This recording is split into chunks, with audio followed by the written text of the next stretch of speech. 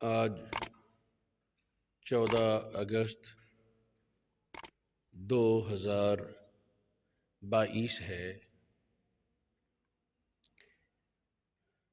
پاکستان کا یوم آزادی آج منایا جاتا ہے سرکاری سطح پر۔ قرآن پاک میں اللہ رب العالمین نے حکم فرمایا، ذکرہم بایام اللہ، لوگوں کو اللہ کے دنوں کی یاد دلاؤ۔ شاہ ولی اللہ محدث دہلوی نے اور بہت سے علماء نے فرمایا، اللہ کے دنوں سے مراد وہ دن ہیں جن دنوں میں اللہ رب العالمین نے اپنے بندوں کو دشمنوں سے نجات عطا فرمائی اور اپنی نعمتوں سے نوازا۔ اس ضابطے کے مطابق پھر یہ یوم آزادی بھی اللہ پاک کی بہت بڑی نعمت ہے۔ جس وقت یہاں غیر مسلموں کا قبضہ تھا تو مسلمانوں کے لیے بہت سے معاملات میں پریشانی تھی۔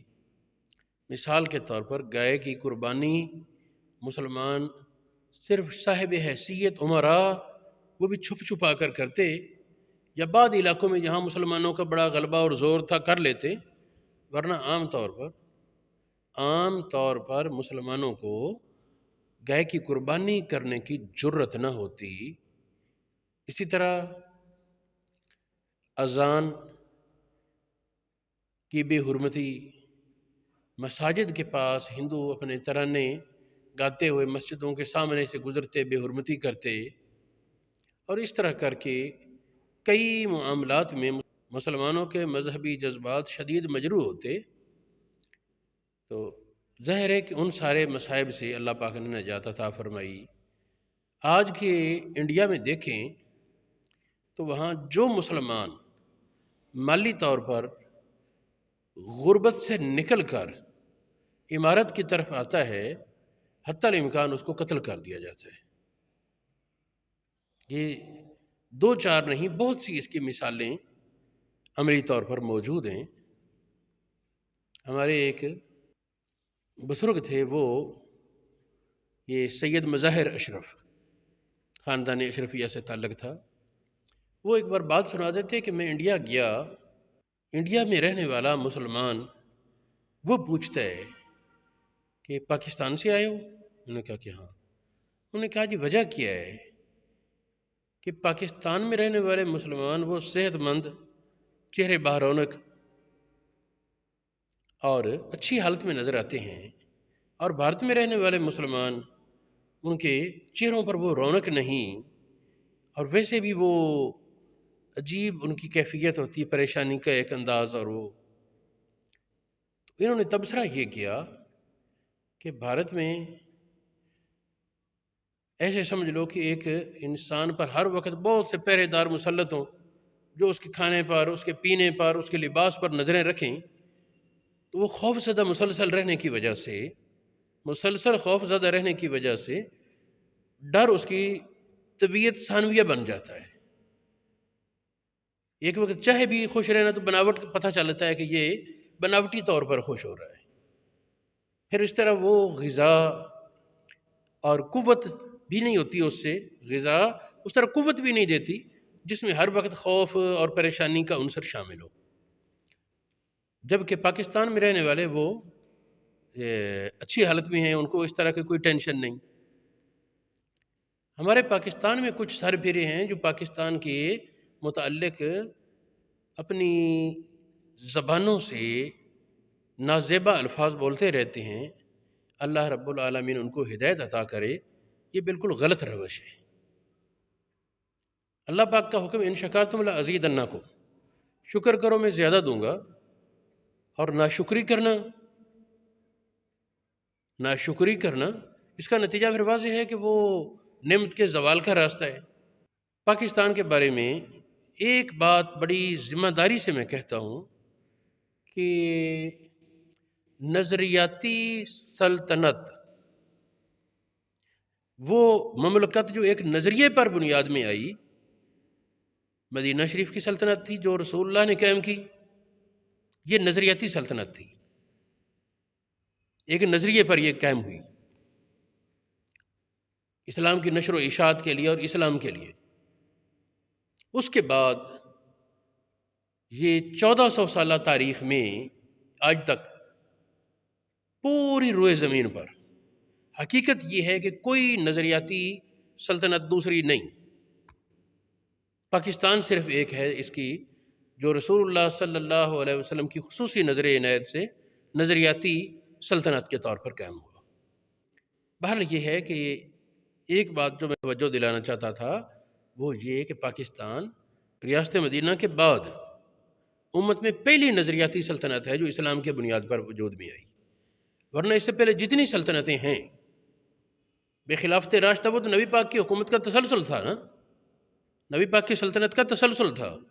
اس کے بعد یہ بنو امیہ کی حکومت ہے، یہ بنو عباس کی حکومت ہے، یہ ترکوں کی حکومت، اگرچہ انہوں نے اسلام کی خدمات کی، ان سب کا ہم اعتراف کرتے ہیں، ہم ان سب خدمات کے وجہ سے ان کے لیے دعا خیر کرتے ہیں، لیکن اس کے باوجود وہ سلطنت کا قیام خالص نظریاتی اسلام پر نہیں تھا، بلکہ وہ اس میں قومیت اور تعصب، زبان کا، علاقے کا، کچھ نہ کچھ اس طرح کی عادات شامل ہوتی ہیں۔ یہ پاکستان یہ خالصتاً اسلام کی بنیاد پر معرض وجود میں آیا، اس کے بانیان نے نظریہ ہی یہی دیا، پاکستان کا مطلب کیا لا الہ الا اللہ۔ احادیث میں ایک حدیث پاک آتی ہے جس کے مختلف الفاظ ہیں، حضور علیہ الصلاۃ والسلام نے خبر دی غزوہ ہند کی، اس کے بارے ابو ہریرہ فرماتے ہیں کہ اگر میں اس وقت زندہ ہوا جب یہ غزوہ ہوگا تو میں اپنی جان مال کے ساتھ اس میں ہر طرح کی قربانی پیش کر دوں گا، اگر میں زندہ رہا تو ابو ہریرہ جو دوزخ سے آزاد ہے واہ واہ، اور اگر قتل ہو گیا تو شہید فضیلت والا۔ اسی طرح ایک اور حدیث پاک حضرت ثوبان سے روایت ہے، نبی پاک صلی اللہ علیہ وآلہ وسلم نے ارشاد فرمایا میری امت کے دو گروہ، دو طاقتور جماعتیں وہ بڑی خاص فضیلت والی ہیں، ان میں سے ایک وہ جو حضرت عیسیٰ علیہ السلام کے ساتھ مل کر ان کے دشمنوں کے خلاف جنگ کرے گی، اور دوسری فضیلت والی جماعت وہ ہے جو یہ ہند پر خروج کرے گی یا حملہ کرے گی، اس کے مختلف الفاظ آتے ہیں۔ اس حدیث کے بارے میں ہمارے دور میں کچھ لوگوں سے سنا ہے وہ جی یہ تو روایت ہی پتہ نہیں کیسی ہے، تو حقیقت یہ ہے کہ یہ روایت مضبوط ہے، اس کی سند میں ایک دو جگہ اگر بحث ہے تو وہ خاص سند پر ہے، ضعیف سندیں بہت سی جمع ہو جائیں تو وہ حدیث حسن لغیرہ ہی بن جاتی ہے، وہ حدیث حسن لغیرہ ہی بن جاتی، کم از کم یہ حسن لغیرہ ہی ہے، اور تحقیق میں اس کی بعض سندیں قوی ہیں، مضبوط۔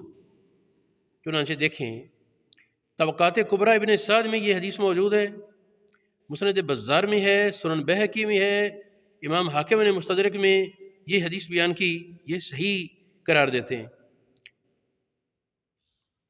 سنن نسائی شریف جو متداول کتاب ہے درس نظامی کی، اس کے دوسرے جلد کے 63 صفحے میں یہ حدیث موجود ہے۔ ایک نسخہ سنن نسائی کا وہ اہل حدیث کے علماء نے شائع کیا حاشیہ کے ساتھ، اس پر اچھی خاصی باتیں بھی کی انہوں نے، اس حدیث کے بارے انہوں نے بھی لکھا کہ اس کی سند مضبوط ہے، انہوں نے کہا یہ سند، یہ حدیث صحیح ہے، اس نے یہ لفظ بولے۔ اسی طرح مسند احمد بن حنبل کے حوالے سے ایک جدید ترتیب میں انہوں نے بہت سی تخریجیں کی، الفتح الربانی کے نام سے، انہوں نے اس پر لکھا سندہ جید، اس کی سند عمدہ ہے۔ یہ حضرت ثوبان والی حدیث جو ہے یہ مسند احمد، سنن نسائی، معجم طبرانی اوسط اور سنن بہقی وغیرہ میں موجود ہے۔ ایک اور بات وہ یہ کہ عام طور پر ایک سوال آتا ہے کہ یہ پاکستان بنایا کس لیے گیا تھا؟ اب تو اگر دیکھیں تو 76 سالہ بوڑھا ہو گیا، اتنی عمر میں تو وہ بچوں والی حرکتیں بند ہو جاتی ہیں۔ ایک ریاست سلطنت کو بھی اتنی عمر سنبھلنے اور کمال تک پہنچنے کے لیے بہت کافی ہے، لیکن ہمارے حکمران کچھ اپنوں کی لاپرواہی، کچھ غیروں کی سازشوں سے وہ ملک پاکستان کو لاوارث چھوڑ رکھا ہے۔ ایک بار میں نے اپنے بزرگوں سے عرض کیا، کیا کبھی پاکستان میں اسلام نافذ ہوگا بھی؟ یہ اسی طرح کے لوگ آوارہ گرد فاجر لوگ، ان کی اقتدار اور حکومتیں بدلتی رہیں گی اور ملک کا بیڑا غرق کر دیں گے؟ فرمانے لگے کہ کشف مسلم سے یہ بات ثابت ہے کہ پاکستان اسلام کے لیے بنا ہے اور نافذ ہوگا اسلام، اور اسلام کا غلبہ ہوگا یہاں۔ اس طرح ایک اور بزرگ فرمانے لگے کہ پاکستان اللہ کی نشانی ہے اور یہ باقی رہنے کے لیے بنا ہے۔ جو پاکستان کے زوال یا نقصان کی کوشش کرے گا وہ اللہ کے عذاب کا حقدار ہوگا۔ یہ بھی بزرگوں نے ارشاد فرمایا۔ ایک اور حدیث ہے اسی کے ساتھ وہ ملتی ہے کچھ۔ حضور علیہ الصلوۃ والسلام نے ایک موقع پر یمن کی طرف آپ کی پشت تھی اور آپ نے ارشاد فرمایا کہ مجھے یمن کی طرف سے اللہ رب العالمین کی خوشبو آتی ہے۔ ایک روایت میں رحمان کی خوشبو، ایک میں ہے رحمان کی رحمت کا مفہوم بنتا ہے۔ اسی طرح ایک روایت میں یہ سمجھ آتا ہے تمہارے رب کی، عبارت یہ نفس ربکم، تمہارے رب کی رحمت یمن کی طرف سے۔ اب یمن کی طرف سے کا معنی یہ نہیں کہ ضرور یمن میں سے ہی، یمن کی طرف سے ہے نا۔ اور یمن کا علاقہ جو پرانا ملک یمن تھا، نبی پاک صلی اللہ علیہ وسلم کی حین حیات میں، تو اس کا جو نقشہ اس وقت تھا اس کے مطابق یہ صرف خالص مکہ شریف اور مدینہ شریف سے خالص جنوب میں تھا، جنوب میں بھی تھا اور مشرقی سمت بھی کافی حد تک آ جاتا۔ اور اس سے اگر آگے دیکھا جائے تو اس علاقے میں بعض ایسے شہر تھے پرانے دور میں، معجم البلدان نے لکھے، کسی کا نام میں وہ سندھ کا لفظ شامل تھا اور کسی لفظ کے نام میں، شہر کے نام میں ہند کا لفظ شامل تھا کہ اس کا سایہ یا اس کی وہ ذیلی چیز، حالانکہ ملک الگ، علاقہ الگ۔ تو یمن کا ملک جو ہے وہ کافی پھیلا ہوا تھا نچلی جانب۔